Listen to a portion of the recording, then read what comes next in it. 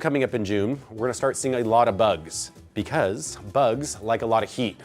Warmer areas, a lot less airflow. We're gonna see a lot of bugs on our plants. We're gonna see aphids, we're gonna see thrips. We might see a lot more grubs in our soils. So as it is getting hotter in June, one thing we like to add is beneficial insects. And we do this a lot at the nursery here. We use it in our greenhouses. We use it out in the wild of the nursery. We use it in our soils. I actually use it in my house as well. Because what's great is we're using good bugs to fight bad bugs. And as I do tours here at the nursery with young kids, we always walk around and talk about good bugs and bad bugs.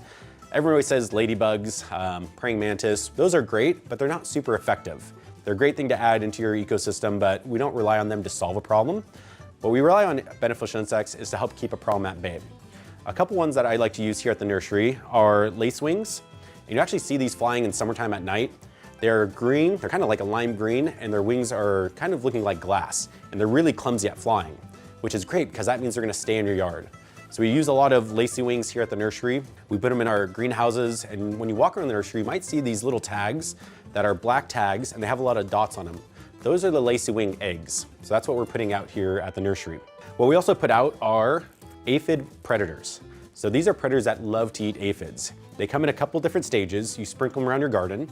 They actually will also lay their eggs in your soil. And as they hatch, they'll go up into your plants and eat aphids.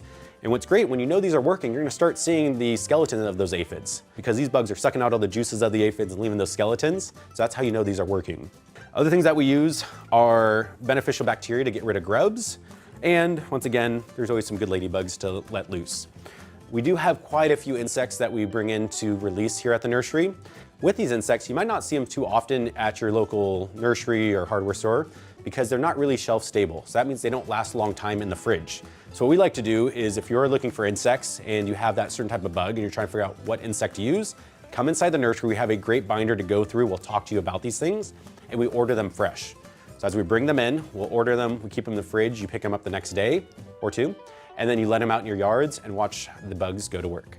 So those are my tips for June. If you have any questions or any other comments, definitely leave them below. If these topics are just touching on what you want to hear, definitely come in and talk to us. If you're trying to figure out what to plant, don't worry. We do have a free planting guide you can go ahead and download, and that will give you some really good ideas for what to plant for June.